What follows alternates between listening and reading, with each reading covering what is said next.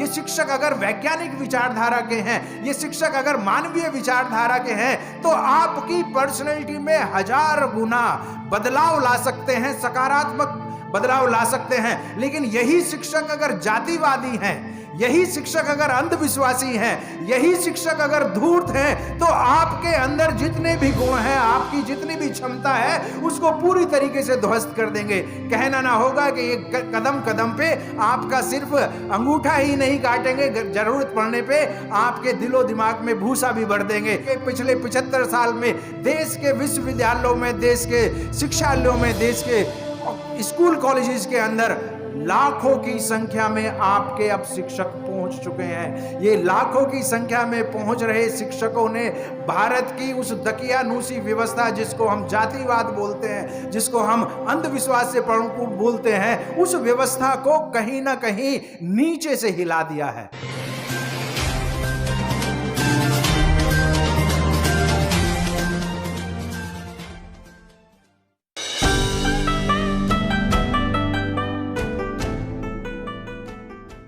आदरणीय sir, political science के बहुत ही सशक्त जानकार हैं और आप ऐसी जानकारी कहीं और नहीं पाएंगे।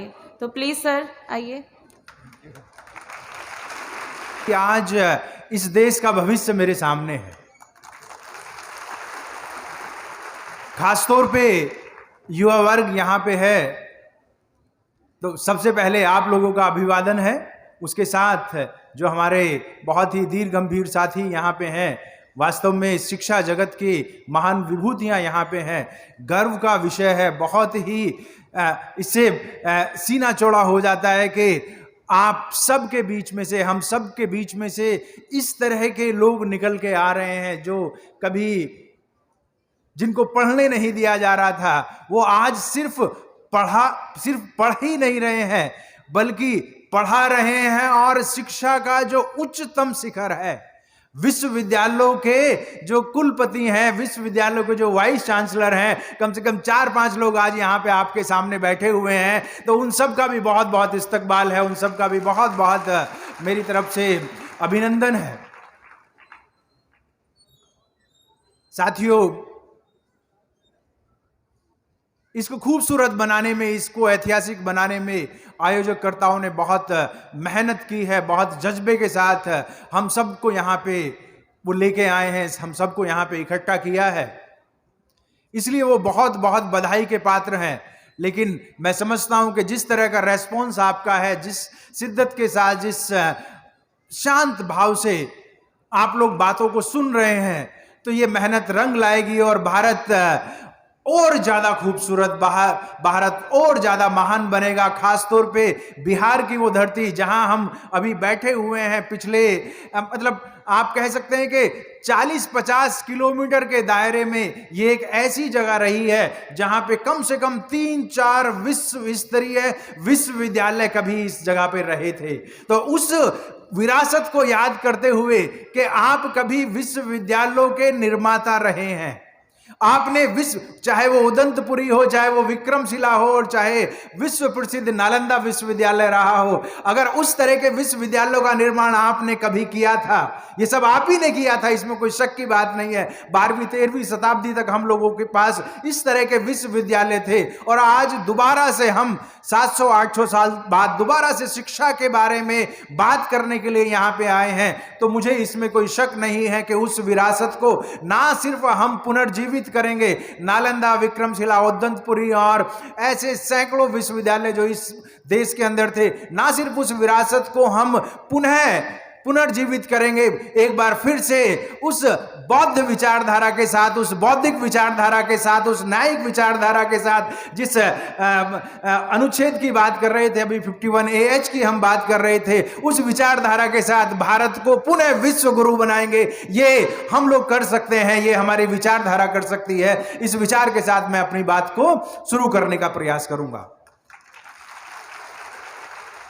साथियों, मुझे खासतौर पे शिक्षा के क्षेत्र में बात करने के लिए कहा गया है, या मुझे लगता है कि यह बहुत महत्वपूर्ण क्षेत्र है जिस पे विचार किया जाना चाहिए। भारत में शिक्षा सिर्फ रोजी रोटी का माध्यम नहीं रहा है। भारत में शिक्षा का मतलब सिर्फ यह नहीं रहा है कि किस तरीके से अपनी रोजमर्रा की जरूरतों को पूरा किया जाए। भारत में शिक्षा का मतलब निश्चित रूप से यह रहा है कि आपका समाज में स्थान क्या होगा, आपको सम्मान मिलेगा या नहीं मिलेगा, आपको इंसान समझा जाएगा या नहीं समझा जाएगा, आपके पास संपत्ति होगी या नहीं होगी, आपके पास सत्ता होगी या नहीं होगी। लगभग हर चीज को भारत में शिक्षा के हिसाब से नापा गया है, उसके हिसाब से बांटा गया है। इसलिए जब हम शिक्षा की बात करते हैं तो संपूर्ण व्यवस्था की बात करते हैं। और जब शिक्षा आपके हाथ में है, जब शिक्षा का आप वर्ण करते हैं, तो फिर साथियों ये कितना खूबसूरत हो सकता है, कितना लाजवाब हो सकता है, इसका उदाहरण आपके सामने है। हम इस बात को देख चुके हैं कि पिछले 70-75 साल के अंदर भारत में जो लोकतांत्रिक व्यवस्था मजबूत हो रही है, पिछले 75 साल के अंदर भारत में जो एक साइलेंट रिवॉल्यूशन आ रहा है, जिसके अंदर चाहे वो पहली पीढ़ी के हों या दूसरी पीढ़ी के लोग हों, जो इस तरह से शानदार संस्थानों में पहुंचे हैं। आप भारत का कोई ऐसा क्षेत्र नहीं है, भारत की कोई ऐसी संस्था नहीं है, भारत का मैं कह सकता हूं कि कोई ऐसा पद नहीं है जहां तक आप आज ना पहुंचे हों। यह किस वजह से संभव हो पाया है? इसका अगर एकमात्र कारण है तो वो शिक्षा है। अगर शिक्षा नहीं होती तो हम वहां तक नहीं पहुंच पाते। हमारे पास संपत्ति नहीं थी, समाज में उस तरह की हमारी हैसियत नहीं थी, लेकिन बाबा साहब के और हमारे दूसरे जो महानायक नायिकाएं हुई हैं, उनके उस आंदोलन की वजह से, जिसमें शिक्षा मूल रहा है। सावित्रीबाई फूले के बारे में आप जानते हैं, ज्योतिबा फूले के बारे में आप जानते हैं, अयंकाली के बारे में आप जानते हैं। अयंकाली वो व्यक्ति थे जिन्होंने त्रावणकोर में 1904 में शिक्षा को कंपलसरी करा दिया, हालांकि ये व्यक्ति एक भी दिन स्कूल नहीं गए थे। जिस तरीके से कबीरदास के बारे में हम कह सकते हैं। तो इस तरह के सैकड़ों नायक नायिकाओं ने शिक्षा के लिए पूरा अपनी ताकत लगा दी, और फिर जाके 1950 में जो संविधान लागू होता है, उसकी वजह से भारत इतना खूबसूरत बनने लगा है। भारत की खूबसूरती आपसे है। अगर भारत में आप नहीं है, भारत में बाबा साहब का संविधान नहीं है, भारत में अंबेडकरवाद नहीं है, भारत में वो डाइवर्सिटी नहीं है, तो इसकी खूबसूरती किस काम की है? अगर यहां पे किसी एक जाति का ही वर्चस्व हो, यहां पे किसी एक ही विचार का वर्चस्व हो, तो वो तो जातिवाद है, वो तो फांसीवाद है, उससे हमें कुछ लेना देना नहीं है। आप किसी भी जाति के हो, किसी भी धर्म के हो, किसी भी क्षेत्र के हो, किसी भी भाषा के हो, अगर इस भारत के निर्माण में आपका योगदान नहीं है, अगर इस भारत के नीति निर्धारण में आपका योगदान नहीं है, तो फिर हम कह सकते हैं कि लोगों का शासन नहीं है, ये लोगों का भारत नहीं है। और यहां पे बाबा साहब का जो संविधान है, उसने बहुत महत्वपूर्ण भूमिका निभाई है। हम सबको हर जगह पे, उस जगहों पे पहुंचा दिया है जहां से मैं कम से कम ये कह सकता हूं कि ये देश बहुत अब खूबसूरत होने लगा है। क्यों? क्योंकि अब ये लोकतांत्रिक होने लगा है। हो सकता है कि अब से 20 साल पहले हम बात करते, आर्य साहब यहां पे बैठे हुए हैं, अगर 30 साल पहले हम लोग बात करते तो हो सकता है कि भारत में एक भी वाइस चांसलर आपको शेड्यूल कास्ट, शेड्यूल ट्राइब्स या ओबीसी का नजर नहीं आता, किसी जाति विशेष या धर्म विशेष के लोग ही नजर आते। आज लेकिन 4-5 तो आपके यहां पे बैठे हुए हैं, और मैं समझता हूं कि सैकड़ों की संख्या में पूरे देश के अंदर अब ये लोग हो रहे हैं। तो देश खूबसूरत हुआ है, मेरे हिसाब से शिक्षा की वजह से हुआ है।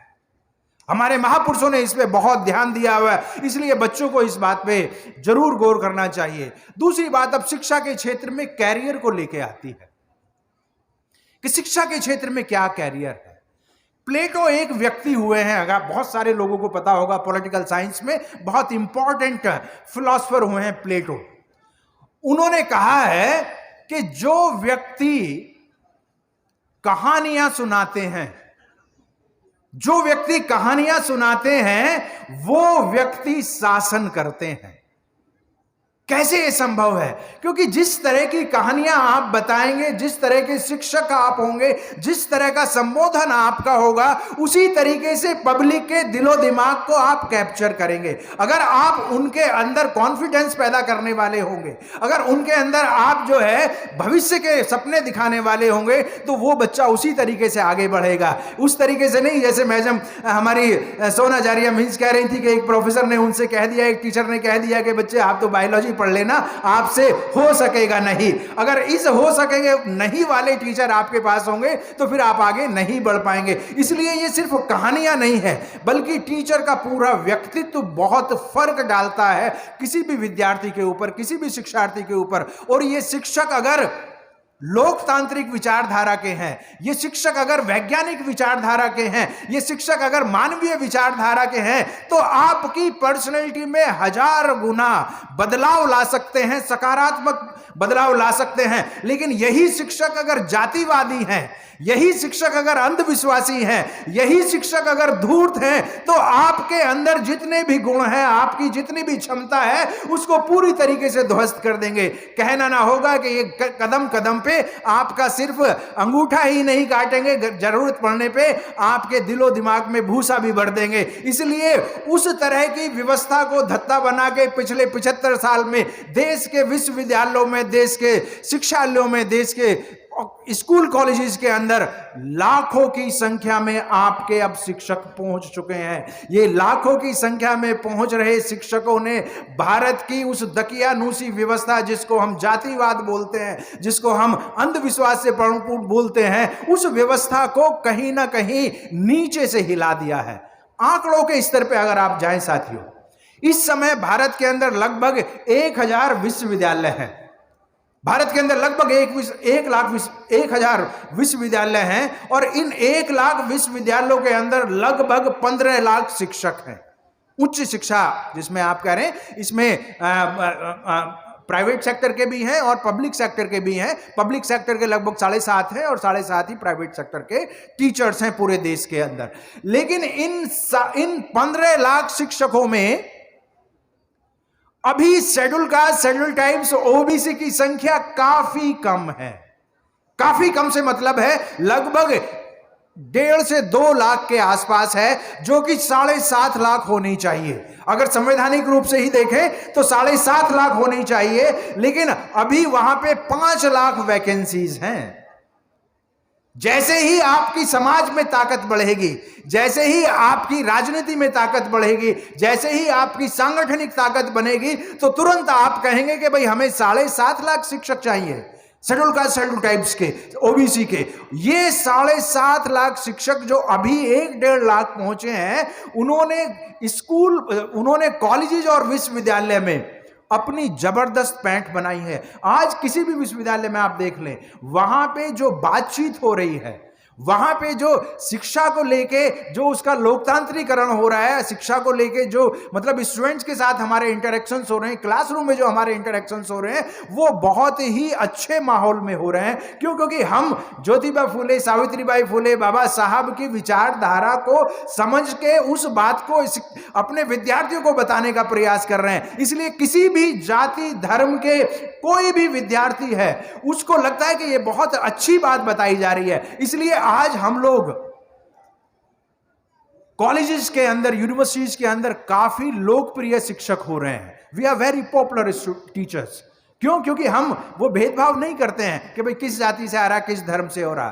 तो आपके सामने एक बड़ा कैरियर को लेके एक बहुत बड़ा अवसर है उच्च शिक्षा में जाने का। उच्च शिक्षा में आप जानते हैं कि आपको अगर कॉलेजेस में और यूनिवर्सिटीज में प्रोफेसर्स बनना है, तो वो कोई बहुत, आज शायद ही कोई ऐसा क्षेत्र होगा जहां पे 5 लाख वैकेंसी हो। 5 लाख वैकेंसी नहीं है, सिर्फ schedule caste, schedule tribes, OBC की बात कर रहा हूं मैं, उनके लिए 5 लाख वैकेंसी हैं। वैसे भारत के अंदर इस समय पे 3.5 करोड़ विद्यार्थी हैं जो हमारी उच्च शिक्षा में पढ़ाई कर रहे हैं। 3.5 करोड़ हैं, होने चाहिए 14 करोड़। जो GER होता है, ग्रॉस एनरोलमेंट रेशो होता है, उसमें 3.5 करोड़ लोगों को ही हम पढ़ा पा रहे हैं अभी 18 से 23 साल के बच्चों का। लेकिन हमारे देश के अंदर 14 करोड़ ऐसे बच्चे हैं या युवा हैं जिनको कॉलेजेस और यूनिवर्सिटीज के अंदर होना चाहिए। अगर आपकी सरकारें लोकतांत्रिक हों, आपकी सरकारें जन कल्याण पे आधारित हों, तो वो 14 करोड़ बच्चों को विश्वविद्यालयों में पढ़ाएंगे। और अगर 14 करोड़ बच्चे आपके विश्वविद्यालयों में पढ़ेंगे तो जो आज 15 लाख हैं उनकी संख्या 60 लाख हो जाएगी। तो ये एक ऐसा क्षेत्र है जहां पे बहुत जबरदस्त तरीके से रोजगार के अवसर भी हैं। और इसको अगर स्कूल लेवल पे आप ले आते हैं, अगर स्कूल के क्षेत्र में इस पे बात करेंगे तो बहुत बड़ी संख्या है। भारत के अंदर लगभग प्राइवेट स्कूल्स को भी लगा ले तो करोड़ों की संख्या में स्कूल हैं साथियों। ये ऐसा मामला है कि जिसमें आप ग्रेजुएशन करने के बाद या B.Ed करने के बाद उधर जा सकते हैं, एजुकेशन क्वालिफिकेशन के बारे में आप सोच सकते हैं, लेकिन इसको भी आपको चूज करना चाहिए एजुकेशन, क्योंकि जो लोग पढ़ा रहे हैं वो वास्तव में किसी भी व्यवस्था का निर्माण करने की क्षमता रखते हैं। किसी व्यक्ति को लोकतांत्रिक बनाना है, किसी को तानाशाह बनाना है, किसी को मानवीय बनाना है, किसी को अंधविश्वासी बनाना है, किसी को वैज्ञानिक सोच वाला बनाना है, तो ये शिक्षक के ऊपर बहुत निर्भर करता है। और हमारे महापुरुषों का जो आंदोलन है, हमारा जो सामाजिक आंदोलन है, सामाजिक क्रांति का, सामाजिक परिवर्तन का जो आंदोलन है, उसको हमें कहीं ना कहीं एक कड़ी के रूप में आगे लेके जाना होगा। इस तरीके से उसको आगे बढ़ाने की जरूरत है। साथियों, एक एग्जाम होता है, आप में से बहुत सारे साथी जानते होंगे, खासतौर पे हमारे जो हायर एजुकेशन के स्टूडेंट्स हैं वो जानते होंगे, एक एग्जाम होता है जिसको हम UGC का JRF बोलते हैं, जूनियर रिसर्च फेलोशिप एग्जाम या नेट एग्जाम होता है, नेशनल एलिजिबिलिटी टेस्ट होता है। अगर इस नेशनल एलिजिबिलिटी टेस्ट को आप कंप्लीट कर लेते हैं, JRF आपको मिल जाता है, या इवन बहुत सारे नेट क्वालिफाइड स्टूडेंट्स को भी मिलता है, अगर इस एग्जाम को आप क्लियर कर लेते हैं तो आपको लगभग 30,000 रुपए महीने स्कॉलरशिप के आज की तारीख में मिल रहे हैं। 30,000 रुपए महीने।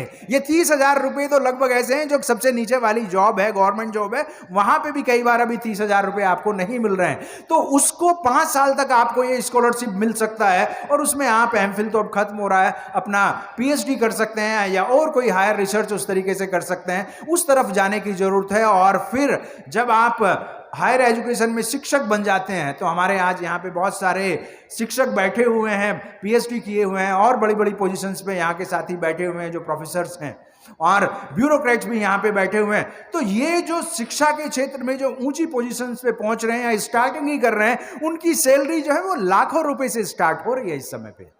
ये काफी अच्छा क्षेत्र है जिसको आपको एक्सप्लोर करने की जरूरत है। क्यों? क्योंकि शिक्षा के द्वारा ना सिर्फ अपना, बल्कि एक व्यक्ति अगर शिक्षित होता है तो वो बहुत बड़े स्तर पे चीजों को आगे बढ़ा सकता है। महापुरुषों के आंदोलन को बढ़ाने का ये एक अच्छा तरीका हो सकता है। भारत में साथियों देखिए, अभी हमारे पास लगभग 166 बिलियनर्स हैं भारत के अंदर। 166 ऐसे लोग हैं जिनके पास 100 करोड़ डॉलर्स की प्रॉपर्टी है। 100 करोड़ डॉलर्स, 100 करोड़ डॉलर का मतलब हो गया लगभग 8,000 करोड़ रुपए। ऐसे 166 लोग इस देश के अंदर हैं। इन 166 करोड़ लोग, सिर्फ 166 लोगों में कम से कम 1/3 ऐसे लोग हैं जिन्होंने जीरो से शुरुआत की है, जिनके पारिवारिक संपत्ति नहीं थी। तो हम लोग अपनी तरफ से इस तरह की चीजों को देख सकते हैं कि अगर हमने लाइन अच्छी चूज कर ली है, अपने कैरियर को लेकर अच्छी लाइन चूज कर ली है, तो ना सिर्फ हम अपना भला कर सकते हैं बल्कि समाज का भी बहुत बड़े स्तर पे कहीं ना कहीं उनको, चाहे एम्प्लॉयमेंट को देने के मामले में हो या उनको कोई और किसी तरह के समृद्धि की जरूरत है, उसमें भी अपनी भूमिका महत्वपूर्ण तरीके से निभाई जा सकती है। क्योंकि हमारे लिए शिक्षा का मामला सिर्फ रोटी या रोजगार से संबंधित नहीं है। शिक्षा हमारे लिए स्वाभिमान की बात है, शिक्षा हमारे लिए सम्मान की भी बात है। और अगर शिक्षा में हम आगे बढ़ते हैं, क्यों? क्योंकि बाकी जगह पे उस तरह के अभी हमारे पास इतना स्किल डेवलप नहीं हो पाया। मैं तो ये कहूंगा कि हम अगर जरूरत पड़े, या हम लोगों को जरूर इस बारे में सोचना चाहिए। खासतौर पे बाबा साहब का उदाहरण हमारे सामने है कि बाबा साहब अगर विदेश नहीं जाते तो शायद वो खुली हवा में सांस नहीं ले पाते।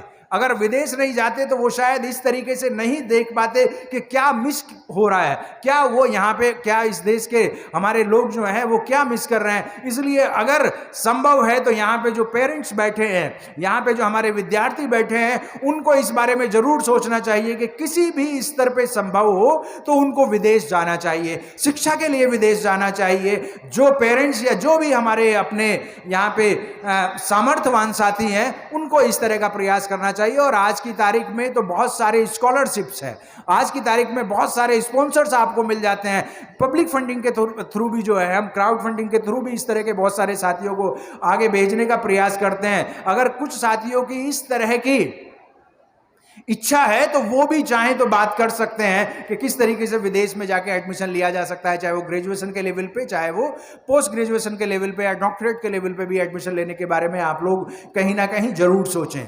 ये एक बहुत ही इंपॉर्टेंट एरिया है साथियों। आप जानते हैं कि भारत में हमारे पास जितने भी इस समय पे संसाधन हैं, कुछ खास किस्म के लोगों के पास है, लेकिन धीरे धीरे हम अपना उसमें हस्तक्षेप बढ़ा रहे हैं। इस हस्तक्षेप को अगर और थोड़ा सा डाइवर्सिफाई किया जाए, खासतौर पे जो नए क्षेत्र आ रहे हैं, चाहे वो लॉ के क्षेत्र में है, चाहे वो एजुकेशन के क्षेत्र में है या मैनेजमेंट के क्षेत्र में है, तो हम अपनी बात को और मजबूती से आगे बढ़ा पाएंगे। कहीं ना कहीं जो नई तरह की व्यवस्था बन के आ रही है, क्योंकि इस चीज को साथियों समझ लीजिए कि अभी जब नई शिक्षा नीति आई है या इससे पहले भी जो पिछले 2011 से एक कानून बना राइट टू एजुकेशन, इस राइट टू एजुकेशन के बाद से, जिसका मतलब था कि पूरे देश के अंदर सब लोगों को शिक्षा दे दी जाएगी, सारे बच्चों को 14 साल तक के बच्चों को शिक्षा दे दी जाएगी। लेकिन आप देख रहे हैं कि लगभग 1 लाख स्कूल भारत में बंद हो चुके हैं। 6 लाख जो सरकारी स्कूल है उनमें से 1 लाख स्कूल बंद हो चुके हैं। इसलिए आपकी जिम्मेदारी बन जाती है कि सजग रूप से अपने पैरों पे खड़े होने का प्रयास करें। और जो सामर्थ्यवान साथी हैं, अगर ज्योतिबा फूले उस समय पे 18 स्कूल खोल सकते हैं, साहू जी महाराज और इंटरमीडिएट कॉलेजेस खोल सकते हैं, और बाबा साहब कॉलेजेस खोल सकते हैं, तो हम लोगों को भी अपने शिक्षण संस्थाओं को खोलने का प्रयास करना चाहिए, जिससे कि हमेशा उनकी तरफ जाना ना पड़े। क्योंकि अगर आप उनके शिक्षण संस्थानों में जाते हैं तो फिर उनकी विचारधारा को भी साथ लेके आते हैं, कई बार उनके संस्कारों को भी साथ लेके आते हैं, और वही वैचारिक प्रतिद्वंद्विता सामने आ जाती है। तो धीरे धीरे जो लोग सामर्थ्यवान हैं, जो लोग सामर्थ्य रखते हैं, उनको अपने शिक्षण संस्थाओं की तरफ भी ध्यान देना पड़ेगा। और मैं तवज्जो चाहूंगा, हमारे जो सीनियर साथी यहाँ पे बैठे हैं, चाहे वो शिक्षा के क्षेत्र में है, ब्यूरोक्रेसी में है, वो जरूर इस तरह के शिक्षण संस्थानों के निर्माण की तरफ ध्यान दें कि हमें अपने शिक्षण संस्थाओं का भी निर्माण करना पड़ेगा। उनके पास इस तरह की कैपेबिलिटीज हैं, उनके पास इस तरह के रिसोर्सेज हैं, और अगर एक व्यक्ति भी चाह ले तो वो बड़ा कार्य कर सकता है, बड़ी महत्वपूर्ण शिक्षण संस्थाओं का निर्माण कर सकता है। इन्हीं शब्दों के साथ मैं अपनी बात को समाप्त करूंगा। जय भीम, नमो बुद्धाय।